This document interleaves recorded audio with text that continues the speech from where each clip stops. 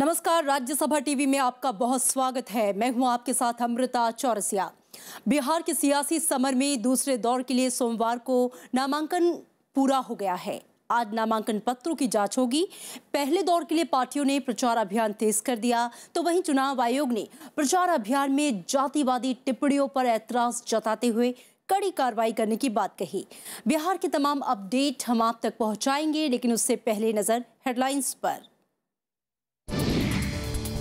चुनाव में काले धन के इस्तेमाल पर रोक के लिए चुनाव आयोग हुआ सख्त। अब तक 9 करोड़ 16 लाख रुपए जब्त। चुनाव तैयारियों का लिया जायजा। चुनाव प्रचार में जातिवादी बयान पर सख्त कार्रवाई करेगा चुनाव आयोग। राघोपुर में लालू प्रसाद यादव के बयान की हो सकती है जांच।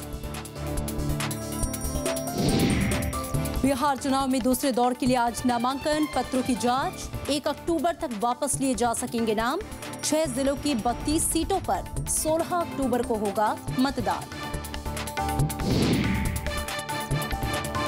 मोतिहारी की पहचान रही मोती झील के वजूद पर संकट, उपेक्षा, अतिक्रमण और प्रदूषण के चलते हुई दुर्दशा।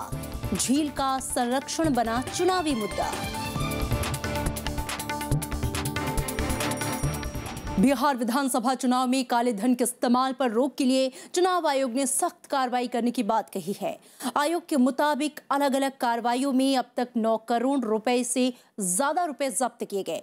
बिहार में 2 दिन का दौरा कर चुके चुनाव आयोग ने चुनाव की तैयारियों का जायजा लिया। चुनाव आयोग ने सभी राजनीतिक पार्टियों से मुलाकात कर उनकी सभी समस्याओं पर जरूरी कदम उठाने का भरोसा भी दिया।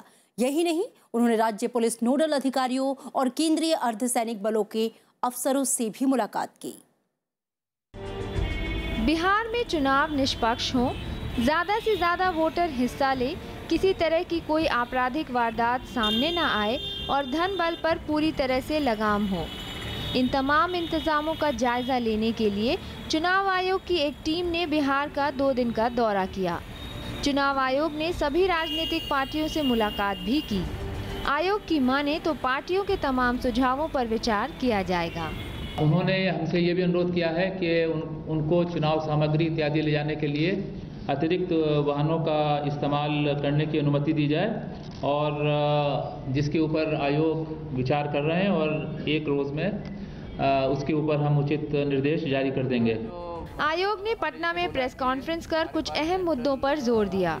कुछ नई सुविधाओं का ऐलान भी किया गया। मसलन राजनीतिक पार्टियों के लिए सुविधा सिस्टम बनाया गया है, जिसमें वो अपनी रैलियों और प्रचार के लिए पहले से गुजारिश कर सकते हैं। जनता के लिए समाधान सॉफ्टवेयर लागू किया गया है, जिसमें शिकायतें की जा सकती हैं। सभी वोटर्स को चुनाव से 5 दिन पहले वोट डालने के लिए निमंत्रण दिया जाएगा, जिसमें उन्हें फोटो के साथ वोटर कार्ड जारी किया जाएगा।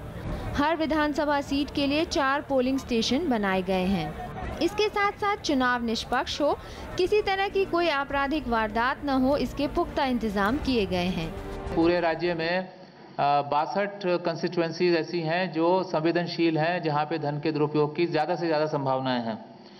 उसको हम लोगों ने आइडेंटिफाई किया है और उसके ऊपर हमारे फ्लाइंग स्क्वाड और सर्विलेंस टीम की विशेष निगरानी रहेगी। नक्सली प्रभावित इलाकों में भी चुनाव आयोग ने सख्त इंतजामों की बात कही है। उन्होंने राज्य पुलिस नोडल अधिकारी के साथ साथ चुनाव के लिए तैनात अर्धसैनिक बलों को तैयार रहने के निर्देश दिए हैं। Bureau report, Rajya Sabha TV. Raghopur की रैली में प्रचार के दौरान दिए जातिवादी बयान पर आरजेडी अध्यक्ष लालू प्रसाद यादव चुनाव आयोग की जांच के घेरे में आ सकते हैं। सोमवार को पटना में चुनाव आयुक्त नसीम जैदी ने कहा कि प्रचार के दौरान जातिवादी टिप्पणियां आयोग के दिशा निर्देशों का उल्लंघन है। उन्होंने कहा कि आयोग राघोपुर रैली में लालू के जातिवादी बयान पर जानकारी जुटाकर उचित कार्रवाई करेगा। आपको बता दें कि रविवार को लालू प्रसाद यादव ने राघोपुर से आरजेडी के प्रचार अभियान का आगाज किया था। वहां उन्होंने बिहार विधानसभा चुनाव को अगड़ी और पिछड़ी जातियों के बीच सीधी लड़ाई बताया था। पहली बात आपने उठाई है जाति का इस्तेमाल करने वाली वोट के मांगने के संबंध में। हमारे मॉडल कोड ऑफ कंडक्ट में और हमारे कानून में इसकी स्पष्ट व्यवस्था है। यदि कोई किसी भी प्रकार के एक्ट से कास्ट का उपयोग करेगा वोट डालने में ओपनली, जिसको कि हमारी लीगल तंत्र उसके ऊपर कार्रवाई कर सकें, वो हम मॉडल कोड ऑफ कंडक्ट में भी करेंगे और जो हमारे सब्सटेंटिव लॉ हैं उसके तहत भी हम उसकी कार्रवाई करेंगे। बिहार चुनाव में जेडीयू चुनाव आयोग के रवैये से असंतोष जाहिर कर रही है। जेडीयू का आरोप है कि बीजेपी चुनाव प्रचार में राज्य का सांप्रदायिक माहौल बिगाड़ने की कोशिश कर रही है, जिस पर चुनाव आयोग को लगाम लगाने की जरूरत है। बीजेपी ने जेडीयू के आरोपों को हताशा करार दिया है। बिहार चुनाव में आरोप प्रत्यारोप का दौर जारी है। जेडीयू ने सोमवार को दिल्ली में प्रेस कॉन्फ्रेंस किया। पार्टी ने बीजेपी अध्यक्ष अमित शाह और एआईएमआईएम प्रमुख असदुद्दीन ओवैसी पर सांठगांठ कर सांप्रदायिक माहौल खराब करने का आरोप लगाया। जेडीयू ने चुनाव आयोग की भूमिका पर भी सवाल उठाए। जेडीयू का कहना है कि वह चुनाव आयोग के रवैये से असंतुष्ट है। जो प्रोवोकेटिंग स्पीच के लिए जाने जाते हैं, आइदर हिंदूज और द मुस्लिम बोथ, उनके सबके भाषण टेप हों, उनके मोमेंट्स वॉच करें। और कोई भी आदमी, क्योंकि चुनाव आयोग का रवैया अब तक जो है वो हम लोगों के साथ सहयोगात्मक नहीं रहा है। जेडीयू ने बीजेपी पर आरक्षण खत्म करने की साजिश रचने का आरोप लगाया, तो उधर बीजेपी ने जेडीयू के बयान पर आपत्ति जाहिर की। बीजेपी का कहना है कि चुनाव आयोग जैसी संवैधानिक संस्था की निष्पक्षता पर संदेह करना जेडीयू की हताशा है। ये तो बौखलाहट है और फ्रस्ट्रेशन है, क्योंकि चुनाव आयोग जैसे संस्था को जो कि ऑटोनोमस है, उस पर इस प्रकार के लांछन लगाना, मुझे लगता है ये ओछी राजनीति है और ऐसी राजनीति से हर किसी को बचना चाहिए। इससे पहले महागठबंधन ने चुनाव कार्यक्रम पूरा होने तक प्रधानमंत्री के मन की बात कार्यक्रम पर रोक लगाने की मांग की थी, जिसे आयोग ने खारिज कर दिया था। महागठबंधन ने बीजेपी पर कार्यकर्ताओं को लाने के लिए विशेष ट्रेनें चलाकर सरकारी मशीनरी के दुरुपयोग का भी आरोप लगाया था। प्रणब गोस्वामी, राज्यसभा टीवी। दूसरे दौर के लिए आज नामांकन पत्रों की जांच होगी। सोमवार को नामांकन का काम पूरा हो गया। 1 अक्टूबर तक नाम वापस लिए जा सकेंगे, जबकि इस दौर के लिए 6 जिलों की 32 सीटों पर 16 अक्टूबर को मतदान है। आपको बता दें कि इस दौर में कैमूर, रोहतास, अरवल, जहानाबाद, औरंगाबाद और गया में मतदान होना है। 1 अक्टूबर को तीसरे दौर के मतदान के लिए भी अधिसूचना जारी होगी, जबकि 8 अक्टूबर तक पर्चे भरे जा सकेंगे। जबकि पहले दौर के लिए मतदान से पहले की सारी प्रक्रिया पूरी हो चुकी है। 12 अक्टूबर को पहले दौर में 10 जिलों की 49 सीटों पर मतदान है। बिहार के चुनावी समर में ताल ठोक रही शिवसेना को चुनाव प्रचार में पहले ही माथापच्ची करनी पड़ रही है। दरअसल शिवसेना और झारखंड मुक्ति मोर्चा एक नए मुद्दे पर आमने सामने हैं। मामला चुनाव चिन्ह का है। दोनों पार्टियों के पास राज्य स्तर का दर्जा है। शिवसेना महाराष्ट्र में तो जेएमएम झारखंड में तीर कमान के चुनाव चिन्ह के साथ लड़ते हैं। ऐसे में दूसरे राज्यों में चुनाव लड़ने पर अपने चुनाव चिन्ह पर दोनों ही पार्टियों का एकाधिकार नहीं है।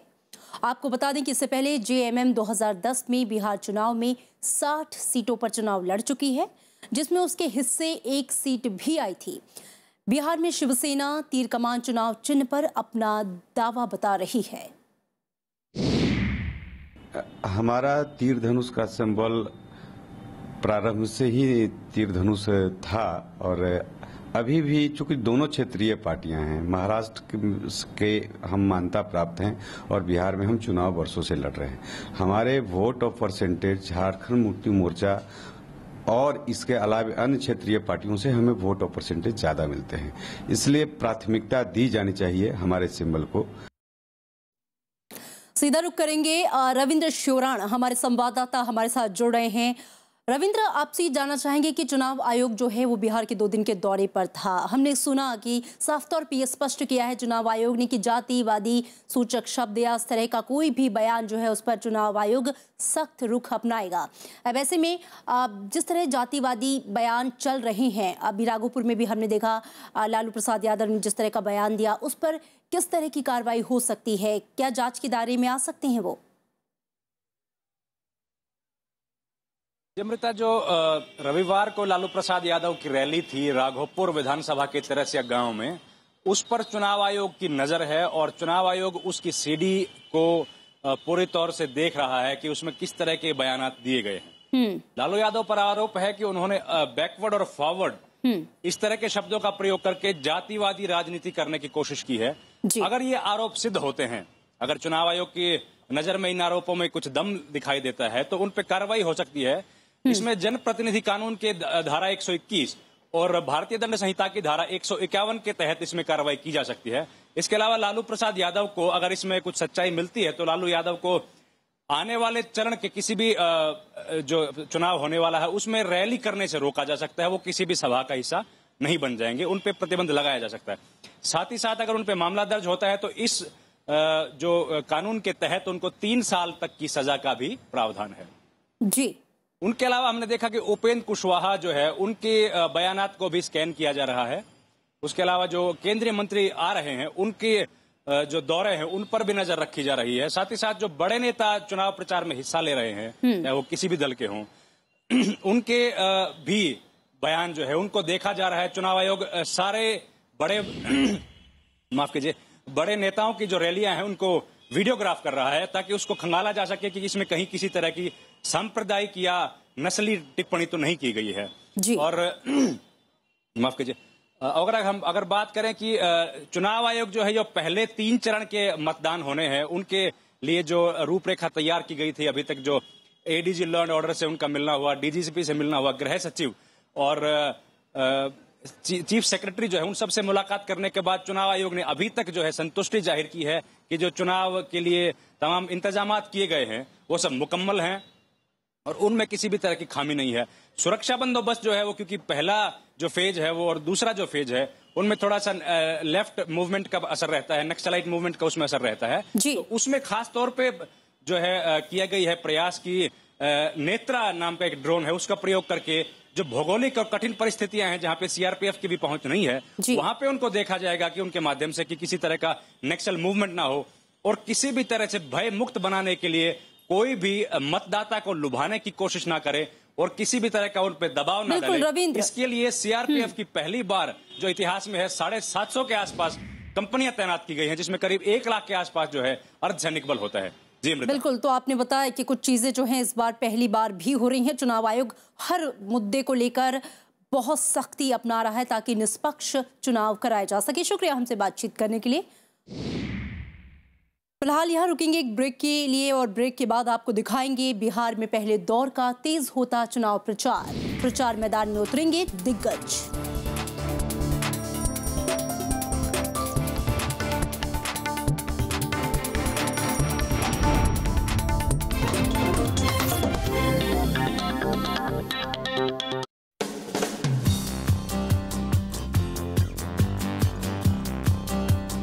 कास्टिंग कर रहे हो तो हर जगह देखो, थिएटर में देखो, फिल्म में देखो, फ्रेंड्स में भी देखो। कभी कभी एक छोटा सा रोल है जो कोई नॉन एक्टर भी कर सकता है जिसमें बहुत मजा आ सकता है अगर वो करे। नमस्कार, मैं हूं नंदिनी श्रीकांत। मुझसे मिलिए प्रोग्राम गुफ्तगू में। देखिए गुफ्तगू सिर्फ राज्यसभा टीवी पर। आजादी के बाद कैसे बदला परिवेश, कैसे बनी संसद, कैसे उठा देश। When the world sleeps, India will awake to life and freedom. कौन थे वो लोग जो दे गए हमको शानदार विरासत, लोकतंत्र की मजबूत इमारत। राज्यसभा टेलीविजन।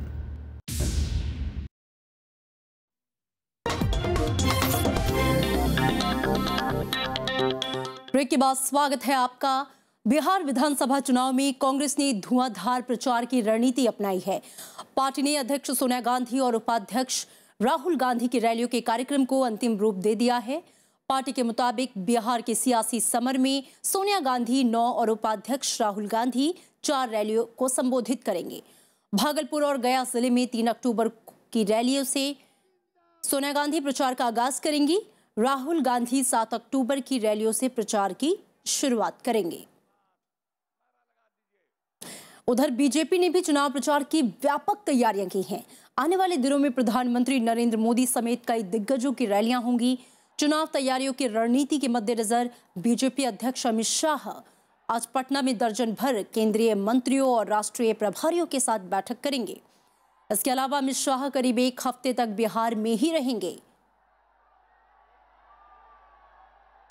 और इधर बिहार के मुख्यमंत्री नीतीश कुमार ने कहा है कि बिहार के चुनाव में बीजेपी के झूठे वादे और दावे नहीं चलेंगे।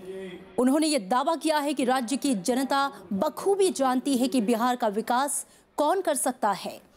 बेगूसराय के बछवाड़ा में चुनाव प्रचार के दौरान बीजेपी पर जनता से वादा खिलाफी का आरोप लगाते हुए उन्होंने कहा कि एनडीए के शासनकाल में जनता को महंगाई समेत तमाम मुश्किलों से जूझना पड़ रहा है।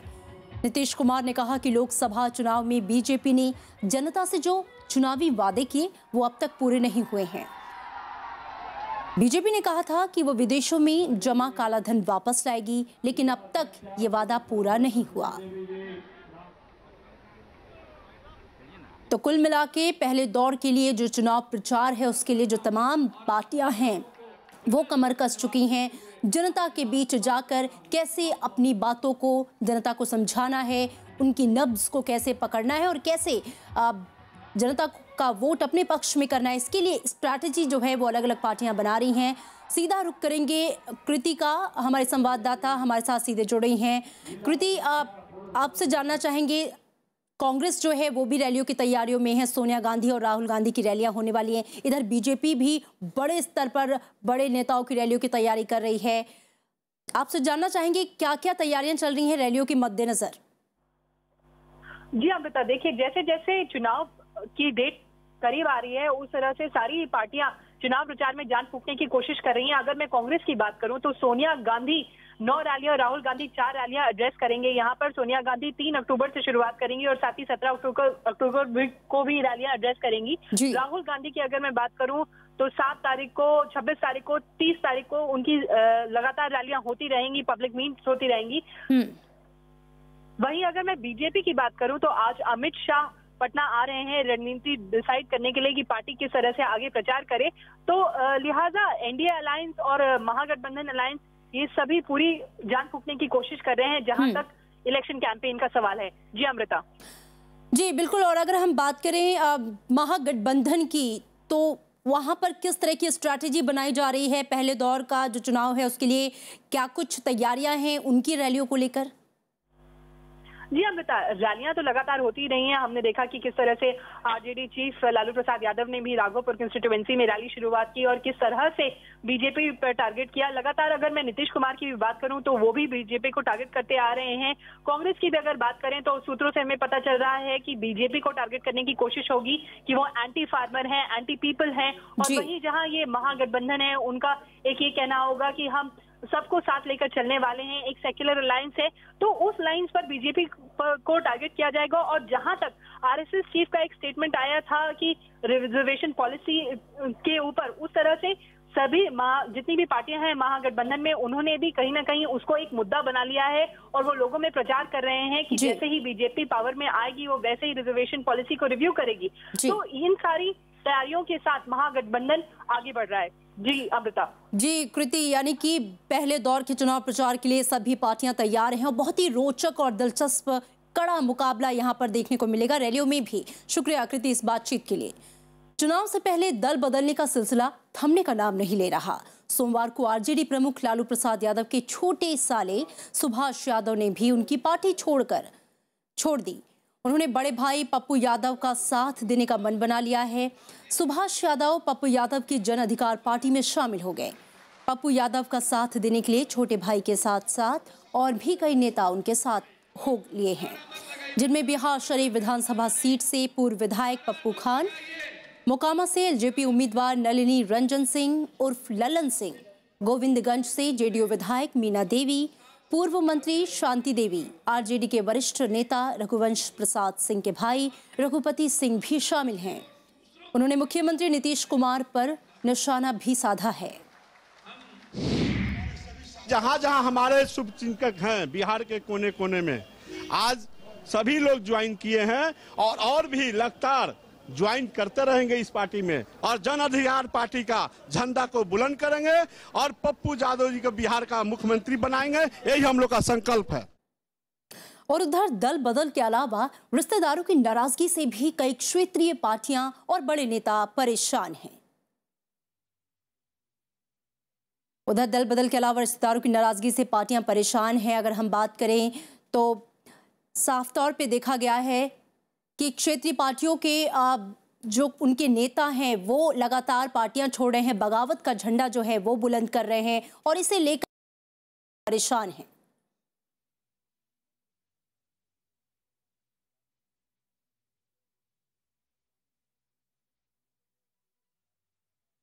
तो टिकट बंटवारे के बाद अगर हम हर पार्टी की बात करें तो जो विरोध के सुर हैं वो तेज हो गए। उसके बाद अलग अलग जगह पे विरोध प्रदर्शन हो रहा है और इसे लेकर पार्टियां जो वो हैं कहीं ना कहीं बागियों से परेशान है कि आखिर कैसे इनसे निपटा जाए। इस पर एक रिपोर्ट देखिए। टिकट 4 करोड़ में बेचने के काम किया और हमारा टिकट नहीं दिया। हम लोग चिंतित हैं। हम दिल्ली से पटना आते हैं और मेरा टिकट काट दिया। बगावती बोल बुलंद हैं, चाबी लेकर गंगा में बिक देंगे। लिहाजा अपनों से मिले इस दर्द को समझना ज्यादा मुश्किल नहीं। ये तीनों तस्वीरें चाहे अलग अलग हों लेकिन मजमून एक ही है। वोट से इनको सरकार गिरा दिए हुए हैं, वैसे व्यक्ति के गठबंधन किए हैं। टिकट कटने से नाराजगी अब सरे बाजार है। जो कल तक पार्टी का चेहरा थे वो आज पार्टी से ही निष्कासित हैं। ऐसे लोग से गठबंधन घटिया गठबंधन किए हैं। ये हैं नगीना देवी। बेलसन से 2 बार एलजीपी विधायक रहीं नगीना देवी को इस दफा टिकट मिलना तो दूर पार्टी से ही बाहर का रास्ता दिखा दिया गया। क्या नगीना देवी होंगे? अपना पहचान बता दिए। नाराजगी चरम पर है, लिहाजा पार्टी आलाकमान इनके निशाने पर है। नगीना देवी की माने तो इनका टिकट बेचा गया है। हमारा टिकट 4 करोड़ में बेचने के काम किया और हमारा टिकट नहीं दिया। ये जो बहुत बड़ा एजेंट है, ISI का जो एजेंट है, जो 5 साल पहले केला बेचता था, अरबों खरबों में खेल रहा है। सीतामढ़ी के जनता जानता है और जन जन के जनता, सीतामढ़ी के खास करके आपको जनता बताएगी। नालंदा में बुलाई गई महापंचायत भी अपनों के ही खिलाफ है। इन लोगों की माने तो जेडीयू के आला नेताओं ने आश्वासन दिया था कि इस बार हरिनारायण सिंह को टिकट नहीं दिया जाएगा, लेकिन इन्हें आश्वासन टूटने का अफसोस है। इसलिए अब ये लोग खुद अपना नेता मैदान में उतार रहे हैं। बहुत चिंतनीय विषय है कि आफ्टर ऑल क्या कारण है कि कह कर के ये प्रत्याशी को फिर हम लोगों के बीच में थोप दिया गया, जिसको जिताना हम लोगों के लिए काफी कठिन है। कुछ यही हाल बीजेपी का भी है। रघुनाथपुर विधानसभा से टिकट कटने के बाद पार्टी विधायक विक्रम कुंवर नाराजगी के साथ जनता के बीच हैं। इनका आरोप है कि टिकट बंटवारे में धांधली हुई है और करोड़ों में खरीद फरोख्त की गई है। मैं जब पटना से दिल्ली गया, मुझसे नेताओं ने कहा कि आप दिल्ली में क्या कर रहे हैं, आपका टिकट क्लियर है, आप जाइए क्षेत्र में। हम दिल्ली से पटना आते हैं और मेरा टिकट काट दिया जाता है। मेरे समझ से परे की बात है कि कैसे मेरे टिकट कट गया, मेरे समझ में नहीं आ रहा है। क्रिमिनल को आप ज्वाइन नहीं कराए और उसके पहले टिकट दे दिए, उसके बाद ज्वाइन कराए। इससे पहले आरा से सांसद आर.के. सिंह ने भी पार्टी पर रिश्तेदारों और दागी छवि वालों को टिकट देने के आरोप लगाए थे, जिसका दबी जुबान में शत्रुघ्न सिन्हा समर्थन करते हुए भी नजर आए। मेरा फर्ज यही बनता है कि मैं पहले इसको पार्टी के दायरे के अंदर, पार्टी के भीतर, और मैंने बात की है। हालांकि बीजेपी इन आरोपों को सिरे से खारिज कर रही है। Bureau report, Rajya Sabha TV. Motihari जिले की पहचान रही मोती झील अतिक्रमण और उपेक्षा के चलते अब अपने वजूद के संकट से जूझ रही है। प्रशासन, जनप्रतिनिधि मोतिहारी झील के संरक्षण के तमाम दावे करते हैं, लेकिन झील की बदहाली कुछ और ही कहानी बयां करती है। हालांकि शहर के कुछ लोगों ने इसको बचाने के लिए एक समिति भी बनाई है। इस बार विधानसभा चुनाव में मोती झील का संरक्षण एक बड़ा चुनावी मुद्दा है।